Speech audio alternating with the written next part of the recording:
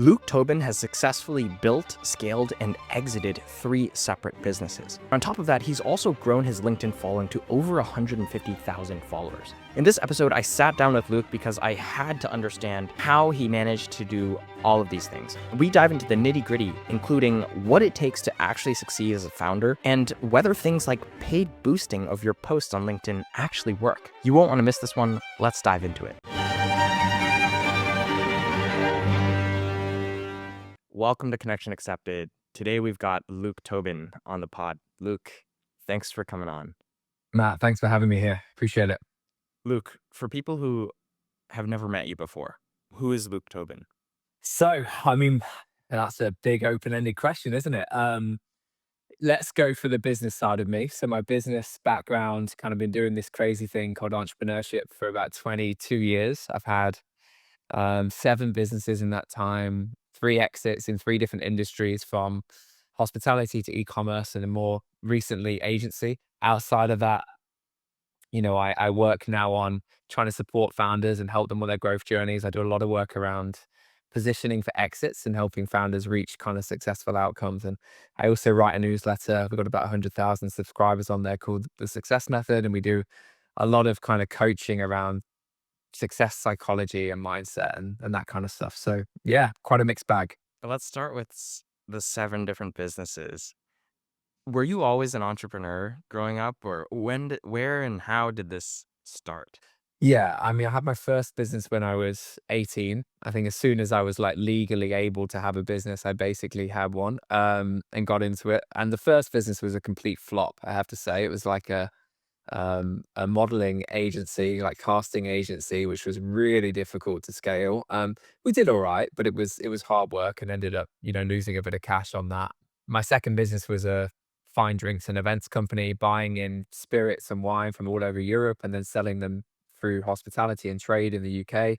Off the back of that going pretty well, we had quite good margins on the products. We set up a bar hire and events company, so we were going to pretty much all the major festivals in the UK, from V-Fest, Glastonbury, whatever. We've worked them at some stage, and we had bar hire units there, selling different products. Our kind of spin was we sold a lot of alternative liquors, so things like meads, country wines, just something that was a little bit different to a standard bar, and that worked pretty well. So yeah, look, I have businesses from a young age. I think I grew up, my dad was fairly entrepreneurial. My mum always struggled kind of financially. And I thought, you know what, I need to make sure I can make my own way. And I think, entrepreneurship gives you that ability to carve your own path. So, yeah, I've always been entrepreneurial. Luke, that is, first of all, super inspiring for people like me, and I'm sure a lot of the audience as well, who are either interested in entrepreneurship or are already in the arena and building something, whether it be a software or a services business, or e-commerce as well. And it sounds like you have had a very wide breadth of experience running businesses in different industries and different models as well. How do you land on these different ideas when you're on your third or fourth business, and then you're thinking, okay, there's this other idea that I want to pursue? The reason why I ask is because I think a lot of us struggle with prioritization and focus. And personally, I find this too, as someone who right now, as we speak, is running an agency and also doing this podcast, Connection Accepted, and still running my personal YouTube channel on the back end. And sometimes I feel like, should I just be focusing on one thing as opposed to splitting my attention across 3 different things? But it sounds like you found a way to almost effectively prioritize your energy so that you can run so many different businesses. I'll be honest with you. I think if I go back in time a little bit, so I've got the gift of a few years behind me. I guess I'm 40 now. So when I look back, I in my earlier part of my career, when I had those first businesses, they were like all or nothing for me. Like I was all in, and there was no distraction. There was no, arguably, there wasn't a pull to social media. There wasn't this like comparison doubt thing that we all have now, looking at other people going, oh my God, I need to do more. Because so actually, like when I had that fine drinks and events company, that was all I was doing. And that was my full focus, and it worked. Earlier in my career, I always found that if I tried to spread myself too thin, things just wouldn't get the right momentum. They wouldn't get the same amount of energy, in which case they just didn't work. a good example of that was my most recent exit was a fairly large agency. I built a kind of agency to 90 people and sold that in late 2022. When I started that business, I was doing some consultancy work outside of it. So I was 1 foot in, 1 foot out. I was holding on to this like well-paying consultancy gig, was trying to build the agency. The agency for the first 3 years did okay. We had like 10, 11 staff by the time I went full time. But in that period then from me going full time to exiting, it was 4 years. And we grew literally over 100% a year for that 4 year period, every year doubling the business. And I think to myself, what would have happened if I'd just gone all in earlier and not been so scared to commit and like get myself diluted? So as much as now, um, I probably have too many projects on. I have to say that the things that have gone best for me historically have been where I've been able to be pretty laser sighted and not diluted. So I don't have the magic wand for that. I actually think if you try to take on too much, they're probably not getting enough attention. Like to really build something, I think it takes a lot of hard work, graft, and momentum. Like as the founder, you're the energy, you're the center of the eye of the storm, right? You need to build that storm around you and create that energy and pull people into the storm with you. If you're trying to create three storms at the same time, how can you give it enough power? Luke, that's such a beautiful analogy of as a founder, you're almost you said storm. I think of almost a magnet that attracts other people, talented individuals to build the business together. So many thoughts there. But from your experience having run so many different businesses, what's, in your opinion, the most important skill or quality that a founder needs to have? And I'll give you my take first as a very new budding entrepreneur. Something that I unexpectedly realized is quite important is the ability to hire good people. And at the start, I thought that being a good entrepreneur was simply, oh, yeah, you just be persistent and don't give up. But what I'm slowly realizing over time as I build this agency is there's a lot of key man risk. And to scale, it cannot simply be me. So finding people that are good at delivering the service and that I can trust and I can put in front of clients, that's actually become the biggest challenge for me. But I want to hear from you, of course, what you think the most important skill or trait should be. So you've hit the nail on the head with that. So I think early on in your as you're building a business and you're building those foundations and getting that magnet or storm going, you need to attract the people that believe what you believe, that you can bring on the journey. And like bringing in those first people is the responsibility of the founder, right? And getting that right is like make or break for the business. If you bring the wrong people in, it sets you back 3 or 6 months and like the whole thing's difficult. Also, it's interesting that you're in that service based space that I know so well because unlike tech businesses or certain product based businesses, you are solely reliant on your ability for those individuals to deliver for you. And your reputation is stacked behind those other individuals. So it's more critical in a service business than any other type of business to get people right. So, and there's this whole philosophy of like delegate to elevate. And it's so important, like, but you need the right people to be able to do this. So I totally agree with what you're saying. I think the probably the biggest attribute or character trait that a founder can have is resilience. Like you need to be extremely resilient and that comes with being able to, put yourself out there, take knocks, take setbacks. But I think probably the one thing that all founders can do and should do early on is focus on new revenue. So sales, like new revenue fixes pretty much all problems, right? If you generate enough revenue, you can hire the people, you can fix the problems, you can do the work, you can do whatever. Obviously, there has to be some sense around that. But for me, sales is sat at the heart of every success story that I've had. And all of the founders and entrepreneurs that I know today, all of my peers, the best ones are the ones that can sell and sell better than anybody else. Whether that's right now, people I've seen so many good creators and business people that are out doing loads of these webinars and online events and getting thousands of people stacking in the seats and then they're selling their products at the end. Like, well done, excellent, really good work because they're putting themselves front and center and they're just selling, right? For me, I think that is probably the most important thing. I see so many founders that will over focus on the product or the service or the delivery and like try and get everything perfect. But actually, if you can't get the value prop right and put it into people's hands and sell it, There's no point having the most perfect product or the most perfect service, right? You need a balance of the two. So yeah, sales focus is really important. That's so interesting, Luke. I want to dig in on that. When it comes to sales, what do you think makes someone good at sales? And I ask this because obviously I go into sales calls and I think different styles as well, depending on who the person is. But curious from your perspective as you think about maybe some of the friends that are really good at sales, what do you think makes someone an effective salesman? It's like the anti-sale these days, isn't it? It's come around to a different way. So actually, it's about relationships. It's about building strong foundations, strong relationships. And I've always been a big fan of that consultative sale, like figure out a pain area or a problem or something that somebody's trying to solve and solve it for them or give them the answer. And if you can do that and you can do that in a way that is perceived high value, then you will be able to sell the product. People will happily pay for a solution, a quicker route, the answer, whatever it is. But it's about positioning and it's about being able to present it in a way that is attractive to people. So yeah, I think it's about a consultative approach. I totally agree with you, Luke. And the thing you said about the anti sell feels so relevant because these days it feels like people are so sensitive to being pitched things. And I think there's nuance between B2C versus B2B sales, but at the end of the day, it's still a person, right? So you are still trying to appeal to an individual.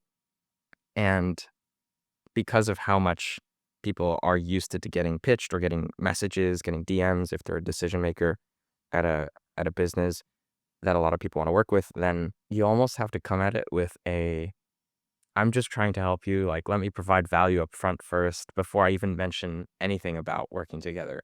But I love that. I do want to talk a little bit about what you've learned about marketing different products and services over the years. You've run a number of different businesses. Maybe let's just start high level in general. How do you think about marketing and how has that changed, if at all, over the last XY years that you've been running these different businesses? Yeah, marketing has completely changed. So, I think it's probably changed 2 or 3 times in my lifetime or business time. So, I was kind of in the world of work, believe it or not, before Google was even was a thing. It didn't have AdWords and, all of those things. It's changed a lot. And I remember getting into digital marketing back in like 2009, 2008, and Google was just kind of starting to dominate everything and search. And they brought DoubleClick, which became AdWords, and then there was a whole digital craze, and now we're with AI and all of these things. So I think, if we look at the current circumstance with the way the world has changed, like things have become much more persona led, like individually led. And I know we're going to touch on LinkedIn and personal branding and those things. And I think that's a big piece of this, right? Demand gen is really tricky these days. Like people just are not able to get the same levels of traffic to their websites. It's just not happening. So, how do you go about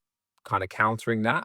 Probably the best way is develop a personal brand, and people will buy from other people. Like people, you look at the rise of the creator space and influencers. Like I think that's become one of the best marketing opportunities of our time, which is, it's an interesting time to be alive. This is an excellent segue, Luke, into talking about your personal brand because on LinkedIn, I know you've got 150, over 150,000 followers.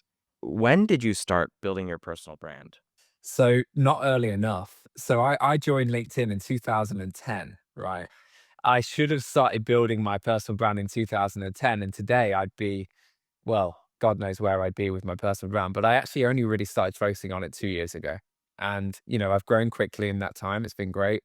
I've also been able to focus cross-channel, which a lot of LinkedIn creators or entrepreneurs have struggled to do. So I think cross-platform now I've got nearly 900,000 followers, which is great. So, and that's been done in 2 years. So it shows it is still possible, although really hard work. And I've invested heavily and put a lot of time into it, mainly for the reasons I just said. I'm a big believer now that I think personal brands are the way that you connect with potential buyers for B2B, but also potential product and B2C. Without a personal brand behind a business, you will struggle as we go forward to to scale and start and build companies. I'm a big believer in that. So a couple of years ago, I saw that that was the way things were going, and I've kind of gone all in on it really since. That's super impressive, first of all. 900,000, I think, was the number you quoted across platforms. Are you doing this mostly yourself, or do you have a team behind you that's solely dedicated to, coming up with the content ideas and the strategy? How does someone go from 0 to 900,000? Yeah. I mean, it wasn't 0, but it was a few thousand, but so, yeah, let's say basically 0. A lot of too many hours on social media to start with, an unhealthy amount of time on social media to try and figure it out. A lot of testing, iteration, and I'll be completely honest, a huge amount of investment. Like some months I've been spending 10K plus on my personal brand building, like, whether that's testing ads, whether it's paying third-party suppliers, whether it's video producers, whether it's rebranding myself, whether it's building websites. Like, it's taken a lot to build it and to scale it to where it is. And if you talk to anybody these days, everybody will tell you they want a personal brand, but most people have absolutely no idea what it takes to get into that top 1% or 2%. It is like a relentless, constant pull of your time and focus. But that's cool, and I decided to do it, and that's why I went all in on it. And I've been happy to invest. I think after about 3 months of kind of trying to figure it out for myself, and I'm a marketeer in my mind, so I love trying to reverse engineer this stuff and figure it out. So after a while, I realized that I couldn't do it on my own. I started building a team. So I now do have somebody that helps with the copywriting, somebody that helps with some of the creative design, and I've got 2 video teams. I live in Portugal, so I've got a team here and a team in London. And depending on where I am, I'll produce video with those guys. I'm in the process of trying to buy a space here where I'm going to build my own studio and like really, again, more investment, more time, more focus on it. But yeah, it's been a fascinating journey, that's for sure. Luke, this is awesome. And I also want to talk about LinkedIn specifically, where you have 150,000 followers, as I mentioned. When you think about LinkedIn as a platform, to you and your businesses, and I know you're running Unusual Group today, which we should probably also give the audience a little bit of context on what that is. Do you see it as more just a top of funnel brand awareness play, or are you actually getting customers directly through LinkedIn, whether it's DMs or whatnot? It's a mixed bag, I would say. What One thing I didn't do until fairly recently is I never tried to monetize my audience, actually. What I found initially really beneficial from having a fairly large footprint on LinkedIn is that when I go into calls with prospects, potential buyers, I do a lot of investing as well. So I go on investor calls. People check you out before, right? And when they check you out and you have a fairly big profile, you go in with a slightly, upper hand. And actually, I would find that it would give me really good leverage in negotiating. I was like going in and people were saying, "Oh, I've, read some of your content, or I've been following your newsletter," or, those types of things. People feel like they know you before they know you. And I think there's some strength in that, which I saw really early on. And that was, even at like 10, 20, 30,000 followers, that kind of thing started to happen. More lately, I've been able to start converting that into revenue and into traction. So um I probably should have done it a bit earlier, but Q3 last year, I started doing sponsorship, for example, with a few brands. So I worked with LinkedIn, I worked with Fixer AI, I've worked with Dell Technologies, I've worked with some big brands, which has been cool, and that's generating some income. Didn't expect it, didn't build the brand for that reason, but again, that helps cover some of the team costs and all of those things that go with it. So yeah, and then from an outreach perspective, now one of the biggest benefits is if I DM somebody on LinkedIn with my profile, the chances of a response are extremely high. It's very rare now that someone will completely ignore me. So again, it comes with that kind of credibility. The other thing that it's done is it's moved me into different circles and different rooms. I'm good friends with a lot of the other large creators on LinkedIn, which again, they have opportunities. They might be investing in things. They'll share opportunities with me. Like, yeah, you learn and you leverage, and your circle gets bigger and wider, and you can be more selective with who you're kind of collaborating with. So I think there's so many benefits. I think I've covered a few there, but like it can create cash flow. You can increase your network, but like with relevant people, and yeah, credibility. What is your content strategy, or maybe are there certain pillars of types of posts that you usually put out on your profile that your team has seen works well based on, past performance. Tell us a little bit more about that. It changes a bit. So a couple of years ago, educational formats were doing well. There was like a and not that they still do well. I think they'll always do well. People want to be able to get like a quick win, a takeaway, something they can action. People love frameworks. People love motivational, inspiring content. Like, it's human nature. We need those kind of we need to see every now and again like a nice bit of motivational quote or something that gives us a spring in our step for the day. Like all of those things are good. What I found over the last 6 months or so is the algorithms changed a lot. And a lot of the reason for that is it's become pay to play in some ways. They put in this boosting feature now. Um, the reach has dropped dramatically from where it was 6, 12 months ago. I think that's going to continue to get more difficult. So it's about authenticity more than ever. I think for a long time, and unfortunately, you look at the feed on LinkedIn, it's quite samey a lot of the time, because people have cottoned on to what was working. So now it's going back full circles, like authenticity, like building the personal interpersonal brand a bit more. For a while, it was quite disconnected, I think, from the actual individual and more about, well, what information can I push out? And there's been some really interesting and big creators that have built these profiles, but with no real backup behind them. Like a lot of them, not necessarily don't necessarily have the business acumen or support or exits or whatever. They've just managed to build these big profiles by pushing out viral content.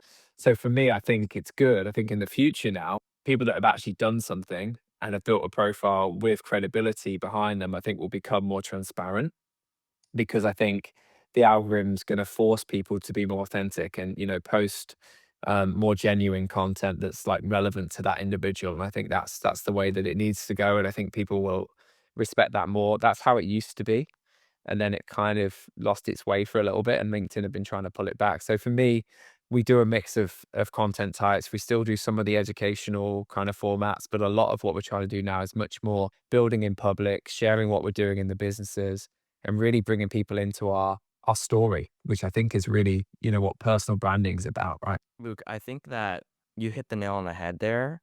And it reminds me of a conversation that Daniel and I had last week with another LinkedIn creator.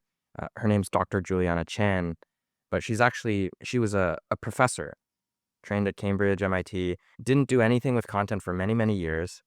And then one year decided to document what she was learning at the Davos Economic Forum in Switzerland and realized there's a huge, huge space for people in her specific situation. It was academics who wanted to hear and learn from someone who was in the same field as them. And when you say people that are doing real things, coming on and documenting their journey, I think that is such an important distinction because it's just going viral, I think is very different. It's a very valuable skill to be able to go viral, but when it comes to business owners that usually want to build their personal brands to help their businesses, I think that play is sometimes different, and the approach that you have to take is a little bit different than just optimizing for pure attention. There's a sliding scale of like pure attention versus pure conversion, perhaps, where you're only optimizing for getting new customers versus only optimizing for the views. But it sounds like what you guys have achieved is somewhere in the middle, where the building in public is showing people your personality, it's showing them who you are, that you're a human being, and also building your credibility because they can see that you're spending your time working on your businesses. They can see the experience that you've had in the past and that you're a real operator who's also exited multiple times. And that sets you apart from all the different voices on LinkedIn. That's definitely the idea. That's definitely the plan. So you mentioned the paid boosting, and I am curious to get your thoughts on this because anyone who's been posting on LinkedIn recently has seen the button that pops up immediately above your post. Hey, boost this to relevant audiences. And something that I've been hearing across a lot of our guests as well is impressions being down. So organic reach is not as high as it was in the past, and LinkedIn definitely seeming to push ads and paid boosting a lot more. Curious from the if you guys have experimented with LinkedIn ads at all or the paid boosting and how that's going for you, if you've learned anything from that. Yeah, it's fascinating to see the change. I think we've tested, we've probably put, I don't know, a couple of grand into boosting over the last couple of months since they rolled out the feature last year. You definitely get more reach and you get more, how productive it is from a engagement perspective, I think is still arguably, I'm not that sure, but I think all that it's doing is it's freeing the algorithm to serve it better. I mean, look, they've copied Instagram's model for doing this, and Meta did it so well for so many years and made a fortune doing it. It makes sense that at some point Microsoft would bring this in. I think, yeah, it works. It's not going to be for everybody. I think they know that they've got such a growing motivated audience on there now of people that are posting regularly that actually that boosting feature can generate them a lot of income, which is why they've rolled it out now. And they waited until there was enough regular posting. Like for a long time, like LinkedIn were trying to encourage people to post 3, 4 times a week. And I think only 1% of LinkedIn actually posted more than once a week until 2 years ago or something crazy. Now the percentages are much higher. So it makes sense as to why they've rolled it out now. And yeah, we've tested it. We think I mean, look, it works. At the moment, I think it's fairly cost effective for the reach that you get. But again, you've got to be really laser sighted on like why you want the additional views, because views in their own right don't really mean anything. If I look back over the last 12 months, I've probably had, God knows, tens of millions of views on my content. But like, unless your CTA is something tangible or actionable, like I always push people to my newsletter or to some way I can help them or support them. But like, I'm not sure that just boosting a individual post is going to have much impact on that. So again, for most people, I don't know how much it's really going to help them. Yeah, that's a very realistic take. And you mentioned the CTA, which, depending on what the business is or what you're looking to get out of the content, can be different. You said that you're driving people to your newsletter.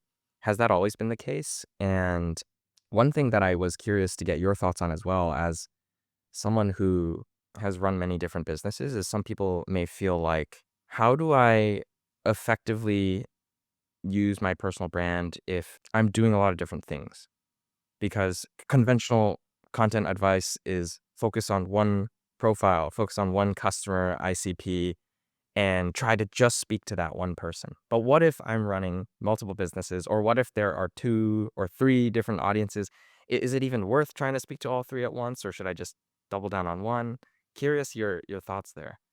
I don't think I've always got this right, if I'm honest with you. So because I found myself in a position where I run a investment firm, I have a user group, and I've got this kind of personal brand. I don't know if I've got the right answer. I mean, my first response if I was coaching someone on this would be like, hey, just go all in on one thing, do it well, get known for it, like specialize, niche, like, but I don't think I've followed my own advice as well as I should. And actually, I probably haven't maximized my ability to convert some of that traffic because of that. The one consistent that I have had is this newsletter, and that's worked pretty well. We've got just shy of 100,000 subs now, which is amazing. And, we really feel like we do a lot of great work on supporting that audience, which is great. But could we have had 3,000, 300,000 if we'd been more targeted and more like, probably? Yeah. I mean, I've probably mixed my messaging, mixed my ICPs along the way, but then at the same time, you got to test, you got to iterate. But my probably strong advice would be like go all in on one thing and do it really well, get known for it, and then build that. What does Daniel Priestley say? Build your key person of influence in that niche in that sector, and then you can broaden out afterwards. Talk a little bit about the newsletter as well. What are you writing in this newsletter? So it's the success, I can't say the word, the success method. And we focus on mainly success psychology. So we talk a lot about the different archetypes of doubt and how doubt holds people back. And there's all different forms of doubt and how it presents, whether it's imposter syndrome or comparison doubt, whatever it might be. And we unpack that a lot in the newsletter and we look at like, okay, well, look, based on the principles of overcoming that, here's a framework, here's something tangible, here's some success stories from famous people that you'll recognize, people you know. We pull on a lot of sport psychology as well to talk about how you can, through habitual exercise, you can build new habits. So it's really actionable work, and it's amazing. The feedback we get like week on week from people is phenomenal. Like saying that we're really helping them to, yeah, just do better in their lives, personally and from a business perspective, which we love doing. We put a lot of time into it. It's one area that I still spend a lot of time. I mean, a lot of the social posts, I do like an ideation session all day, and then the team go and they build out a lot of the content. But on the newsletter, like I'm really actively hands on and helping to write it. I love doing it. So yeah, it's actionable psychology to help people day to day. That's awesome, and I can imagine you're providing a astronomical amount of value to your audience. A couple other things I wanted to dive into, LinkedIn specifically, Luke, because you've been using the platform for a while now, both in the early days as just a user and then now as someone who posts content there. Is there anything about LinkedIn that you would like them to change? Or is there something that feels like it would be useful if they had it, whether it be a new feature or whatnot? I think they've been trying to nail for a long time this video format, and I think it would be amazing to have more video on LinkedIn. I think the difficulty is they've always struggled with getting the reach and the uptake, and they used to have the video feature where you could just go and scroll video and it's just not really taking. So I think it would be nice to see them do something innovative with that. Like, what can they do that's a bit different? They've just tried to copy other platforms previously, but like, what could LinkedIn do that's, it's different? Like, for example, can they create a filter, a clear filter where you can filter by business, or you can filter by a topic or by a problem or something, and you can go and you filter it that way. Like, there's lots of cool things based on it being more of a professional business platform that I think they could lead into. And like, think about like the TED Talk stuff and TEDx and all of those things. Like, LinkedIn could do their own version of that and invite people to do those as lives or as sessions. Like, I think that would be amazing. And they've got the platform, they've got the people. Like, yeah, could be really interesting. That's fascinating, and I never thought of that TED Talk idea that you mentioned. Anyone from LinkedIn, if you're watching this, I know we have a few folks from LinkedIn who are fans of the podcast. You heard it here first. It's a good idea. If you steal it, we'll take 10% of the revenue from your boosting. But but no, I think it's a great idea. And people would go crazy to that. That's one way that you could look at the success of TED Talks, right? That's one way that they could do a different angle, different spin. They've got so many good people on the platform that I think it would be, yeah, it'd be great. It'd be a really good series for them to focus on. Luke, I want to also talk a little bit about your current business ventures. And you and I, before we hit record, we're talking about Unusual Group. Can you give a little bit of context to the audience? What is that? What are you working on? And what's the genesis of that idea? Of course, yeah. So I'll take you back a little bit. So when I sold my last agency, I sold into a large independent agency group, a business called Cadastra. They're based in South America and Brazil. Through the acquisition, I joined the board there as the co-CEO, and it was a fascinating 2.5 year experience. We had 1,300 staff, lots of global offices, very corporate, maybe not where I wanted to be long term, but enjoyed the experience of it. And in the time there, we completed on a few other transactions, a few other acquisitions. The thing that I found fascinating was that most of those businesses were able to add 40, 50% in revenue the following year. And a lot of it came down to having unified processes, access to like growth methodologies, frameworks for marketing that had worked before, like just good guidance with strong delivery and support that normally as like an independent operator, especially in the agency world, you just don't have access to. Like, you've got fragmented services. You're using an accountant over here. You've got a legal person you dial in if there's a problem. Your HR team's probably outsourced until you get to 5 million in revenue. You've got like all of this stuff all over the place, and nobody is looking at it like you are with the same lens. And all of this distributed and dispersed way of operating isn't actually that productive. It means that you're wasting a lot of time, but also often you're not able to move forward as clearly as you would like to. So coming out of that business, I scoured the market and said, okay, well, what's out there for agency founders? Like, the success rate of like growing to selling an agency is really low. Only 4% of agencies ever exit. Out of that 4%, almost half of those are sold in distress. So some form of like burnout, need to sell, cash flow issues, whatever. So only really 2% sell for like a decent chunk of money. So that's like 98 in every 100 people unsuccessful at building and selling an agency. And that to me is just criminal, especially because success leaves clues. There are ways that you can benchmark against success to increase your outcomes of success. So look to the market. There's nothing out there offering this group level infrastructure and support with the coaching, with the methodology, with some access to investing and capital. So we built it, and we've built this ecosystem of incredible agencies now. We're at 16 agencies as of today. We only launched in October, so we're growing quickly. We've invested in 7 of those agencies. The others are just members, paying for the service and the support, and that's great. And the investment's not for everybody, and that's absolutely okay. And we focus very heavily on trying to scale those businesses to some sort of eventual exit and outcome, and that's really the core focus for us. So there's a lot of alignment. There's a lot of work that goes into it, as you can imagine. We've built our own methodology framework, the unusual method, which is a proprietary place and way of building these businesses. Next week as well, and I'll drop it here first, we are launching our own mergers and acquisitions brokerage. So we can literally do the full scale. So you come in, we help scale the agency through to a saleable asset, and then we can take you to market for our brokerage. So we've got the full life cycle that we're able to offer an agency founder to increase those outcomes. So yeah, that's the business. That's fascinating. And selfishly, I'm very interested in what you're doing, obviously, because I am running a LinkedIn personal branding agency. Curious when you look at different agencies, when you're evaluating people that apply or are seeking investment, what are you looking for? What is the ideal profile of an agency?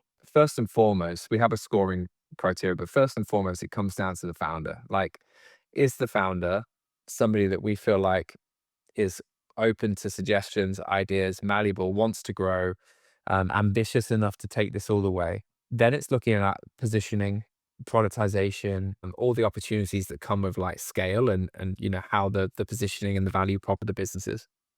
So we do a lot of work up front to really understand like what that looks like and make sure that it's aligned with the rest of the group. The other thing that we're trying to do is find compelling businesses that add value to the group, because there's a lot of work that goes on obviously within the group. And I think it's important to make sure we're bringing in people that are culturally aligned, but also, aligned as far as like discipline and what they're able to bring. And then a lot of it comes down to like stages of business can be quite varied. So we've got 2 startups, literally, they're 6 months out the gates and we're helping to scale them. The majority of our businesses are somewhere in that middle stage, 1 to 7, 8 million revenue, something like that. And then we've got a few later stage, which are probably 6, 12 months away from needing to exit, that we're getting exit ready, and then we'll help to sell through the brokerage. So we have this fairly broad approach, but the beauty of that is it offers a lot of different levels of experience for each of the members to learn and leverage from each other. So we think it's important to have agencies at different stages as long as the founders are really driven. That's so interesting. And it sounds like you have a breadth of people running agencies at different stages. And I can imagine that there's different learnings for people at different stages. And someone running a 8-figure agency is going to be in a very different situation and be learning very different things than someone who's 6 months out of the gate of starting their agency. Man, this is so fascinating. So, what do you see as the 3 or 5 year, if everything went well, would Unusual Group scale up the number of agencies that they're working with from 16 to 30, 40, 50? Yeah, we see it as like maybe growing to 50 would be an amazing number. Obviously, being able to then serve those businesses and ideally get all of them to an exit outcome, and as some exit, bring some more in.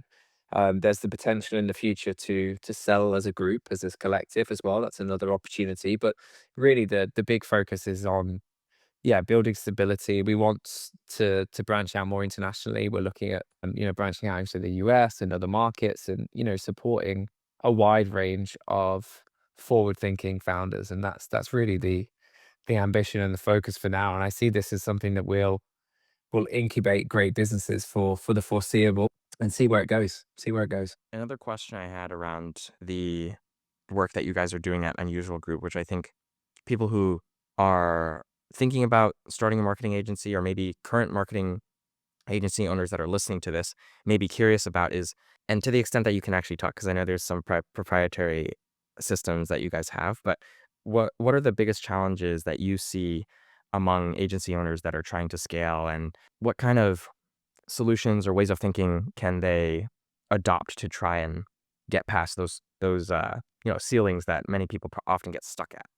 Yeah, I mean, look, it's very typical in service businesses to hit these glass ceilings, right? And there's always a bit of a seesaw effect. So if you focus too much on selling, the operations bit can start to fall out, and then you need to hire, and then you kind of get in this equilibrium is the challenge. So certainly as agencies are scaling, but actually probably arguably at all sizes, revenue and being able to win new customers and then retention is a common theme, right? You're only as good as your last client acquisition. You're constantly fighting to keep revenue, to upsell, to keep clients happy. So there's a constant need to iterate process and add more value to do that. So a lot of the work we do up front is on, okay, well, what does this sales engine look like? How are you acquiring customers, and how are you targeting those customers? And then we do a lot of work on, like, okay, how do you actually support and sustain and keep that customer for years? If you look at the marketing industry, especially, I mean, creative services is a little bit different depending on the vertical, but marketing specifically, the turnover rate or the churn rate of customers year over year on average is 40%. So you start a year and then you lose 40% of that business by the end of the year. So you got to go and, if you want to grow, you got to go and sell at least 41% again in order to, so that's the average agency. So it's pretty scary. So a lot of the work we do is on, like, how can we make sure you're in the top 1% of that, well, that you're reducing that rather than being that kind of average. So if we can get churn rates to below 5%, for example, you're already in the top league. And then we just dial in, bringing in more.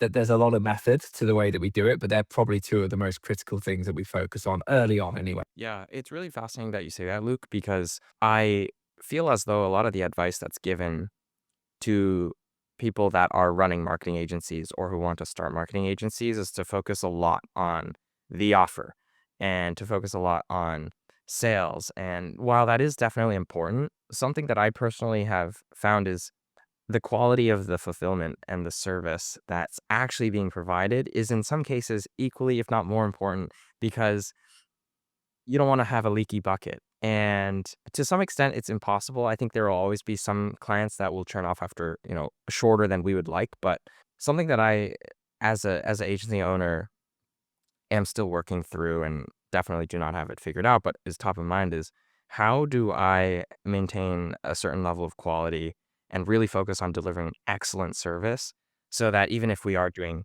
those extra sales and we're adding revenue to the business, we are not letting the older customers service quality decline, or we're not breaking fulfillment in the back end just because we've taken on more than we can handle at this point in time. But super fascinating. Luke, I want to close out.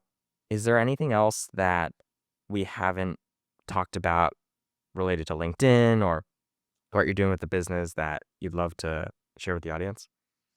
I think we've covered most of it. I think, obviously, Unusual Group would be, keen for people to give feedback. We're still iterating. We're launching our brokerage next week. So yeah, that's cool. Obviously, the success method, I'll do a bit of a plug here, but I'm always welcome new people to come in. It's obviously a free resource. We give loads of value away. So very welcome to come check it out. And you can go on my website, luketobin.com, to find that. Thanks for coming on, Luke. Thanks for having me. Cheers.